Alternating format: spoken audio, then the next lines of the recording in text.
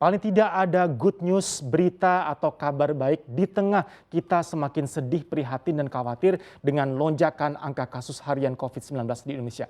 Ternyata angka kesembuhannya pun juga mengalami atau mencetak rekor-rekor baru. Bahkan kita ketahui terakhir ini ada penambahan kasus kesembuhan sampai ke 34.754 orang. Ini patut diapresiasi dan patut kita syukuri, alhamdulillah untuk itu. Tetapi jangan lupa, di samping good news, angka kesembuhan yang juga meningkat dan mencetak rekor-rekor baru, sayangnya penambahan kasus baru konfirmasi positif COVID-19 juga masih bertambah. Sebelumnya saja kita terkejut sekali 30 ribuan untuk kasus penambahan konfirmasi positif dalam satu hari. Ini sudah break record high. Sekarang sampai menyentuh angka 40 ribuan. Ini data terakhir yang kami peroleh untuk penambahan kasus terkonfirmasi positif di Indonesia di 12 Juli 2021, data langsung dari Kementerian Kesehatan, tambahnya sampai ke 40.427.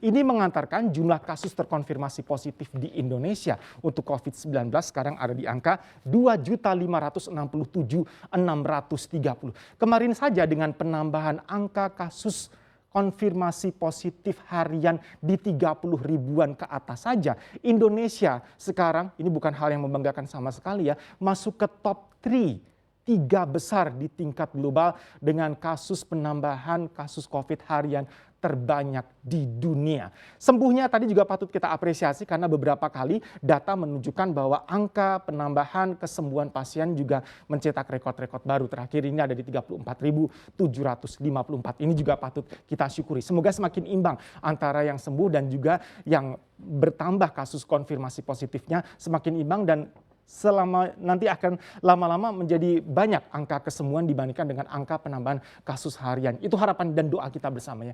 Meninggalnya ada penambahan di 891 sehingga terantar kasus meninggal di Indonesia karena COVID-19 di 67.355. Ini sesuai dengan judul utama kita tadi, pintu untuk warga Indonesia tertutup. Mengapa akhirnya Indonesia ditutup untuk kedatangan warga negara kita ke negara-negara lain? Karena sudah saking terkenalnya bahkan masuk beberapa kali di top 3 beberapa hari terakhir ini karena 30 ribuan lebih penambahan kasus harian COVID-19. Mari kita lihat bersama negara-negara mana saja yang sudah menutup pintu dan tertutupnya pintu ini seberapa ketat ataukah masih ada nanti batas-batas toleransi yang difleksibelkan bagi Indonesia atau sama sekali pintunya ditutup. Kita awali dari Singapura. Ini Singapura diawali di 12 Juli 2021. Agak panjang ini jangkanya ya. Bahkan Anda semua atau semua orang pelancong yang punya riwayat perjalanan ke Indonesia dalam waktu 21 hari terakhir tidak diperkenankan transit di Singapura, apalagi masuk ke negara ini. Ini sudah dimulai di 12 Juli 2021, jadi larangan transit di sana ada. Kementerian Kesehatan negara Singa ini bagaimanapun juga memberikan exceptional atau pengecualian, masih ada fleksibilitas di sana, tentu saja dengan pengawasan dan juga penerapan yang sangat ketat untuk monitoring. Kalaupun ada beberapa yang masih diperbolehkan transit dan juga masuk, ini tentu saja kaitannya dengan sektor kritikal dan esensial dan orang-orang penting yang memang dibutuhkan negara tersebut. Uni Emirat Arab memulai di 11 Juli sebelumnya dibandingkan Singapura di 11 Juli 2021.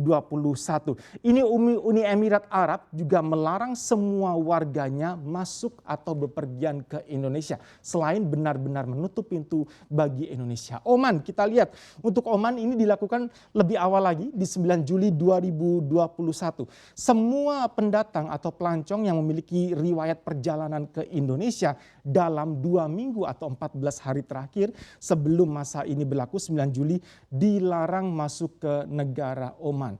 Next, ini tadi dibaca oleh kawan saya Alin, pemberitaan mengenai Schengen Area. Schengen Area ini terdiri dari 26 negara yang ada di benua biru Eropa. Schengen Area juga sama seperti Singapura mulai menutup pintu mereka bagi pelancong atau pendatang asal Indonesia di 12 Juli 2021. Bagaimanapun Schengen meskipun pintunya ditutup masih ada pengecualian eksklusif tertentu. Ini bagi Anda para pemegang atau pemilik kartu izin tinggal di Schengen Area Indonesia yang terdiri dari 26 negara tadi masih diperbolehkan untuk masuk dan kembali tinggal di sana. Dengan syarat ada karantina selama 2 minggu atau 14 hari. Arab Saudi, negara sahabat terdekat Indonesia juga karena kita banyak melakukan kerjasama dalam program pemberangkatan haji, ibadah umroh dan sebagainya, juga menutup pintu bagi saudaranya Indonesia. Dimulai bahkan ini sudah di Februari 2021. Lebih awal lagi nih Arab Saudi mulai menutup pintunya bagi pendatang asal Indonesia. Karena sepertinya mereka juga jeli membaca. Mereka tahu dengan pasti ada kalkulasi bahwa angka lonjakan penambahan kasus harian di Indonesia kemungkinan besar akan bertambah. Sementara kita tahu kita sangat bersaudara dengan Arab Saudi. Banyak para jemaah dan calon jemaah haji dan juga mereka yang menjalankan ibadah umroh datang ke Arab Saudi dari Indonesia. Mendominasi bahkan. Untuk itulah Arab Saudi mencoba untuk lebih memperketat datangnya warga negara Indonesia. Bahkan sudah dimulai sejak Februari. Dengan ini sah juga berarti ya penyelenggaraan haji dan umroh dari Indonesia terpaksa tidak dapat dilaksanakan dan kita masih menunggu pemberitahuan lebih lanjut dari pemerintah Kerajaan Arab Saudi. Jepang, negeri sakura, negara maju ini juga ternyata melarang Indonesia. Tidak hanya Indonesia, Jepang ternyata terkenal sebagai negara di Asia yang memberikan blacklist atau lampu merah banyak sekali ke negara. Selain Indonesia ada juga 158 negara. Sampai per hari ini datanya berarti ada 159 negara termasuk Indonesia. Ini termasuk banyak kalau kita berbicara 159 negara yang ditutup pintunya oleh Jepang, mereka tidak bisa masuk ke sana. Ada 6 negara yang benar-benar tutup pintu kedatangan untuk Indonesia, kecuali pengecualian eksklusif tadi ya. Ada 6 di sini. Next kita lihat. Ini adalah negara yang buka pintu, tetapi ada persyaratan ketat yang harus kita penuhi untuk bisa masuk ke negara-negara ini. Jadi masih ada kemungkinan untuk bisa masuk, tapi persyaratannya juga besar. Contohnya negeri gajah Thailand. Kita bisa masuk ke Thailand, tetapi kita harus melakukan karantina 2 minggu atau 14 hari. Itu pun, ini yang agak berat ya, kita harus bisa menunjukkan ke mereka, melampirkan asuransi kesehatan, khususnya berkaitan dengan kasus COVID-19. Kita harus bisa di-cover asuransi kesehatannya paling tidak di $100.000 Amerika. Anda baru diperkenankan masuk, itu pun sesudah 2 minggu Anda karantina. Irlandia juga memberlakukan karantina 2 minggu bagi warga Indonesia yang masuk ke sana dan PCR 72 jam sebelum ketibaan kita di negara Irlandia. Next kita lihat negeri ginseng, Korea Selatan juga masih membuka pintu bagi warga negara Indonesia dengan catatan Anda memegang visa kunjungan jangka sangat pendek. Dan tentu saja Korea Selatan juga menerapkan karantina 14 hari ketat untuk Anda.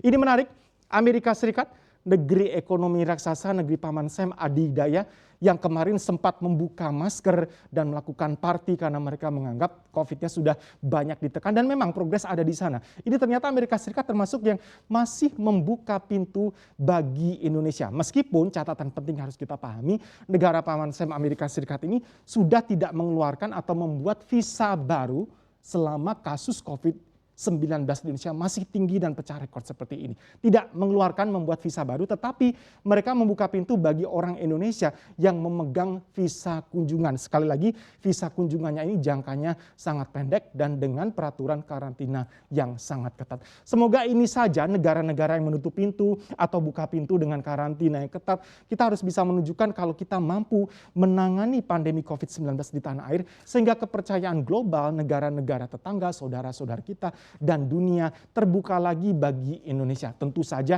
ini perlu effort atau usaha yang sangat kuat dari bangsa Indonesia untuk mengembalikan kepercayaan tadi bahwa di mata global kita juga mampu kok menangani pandemi COVID-19 dengan doa dan usaha bersama dari seluruh bangsa.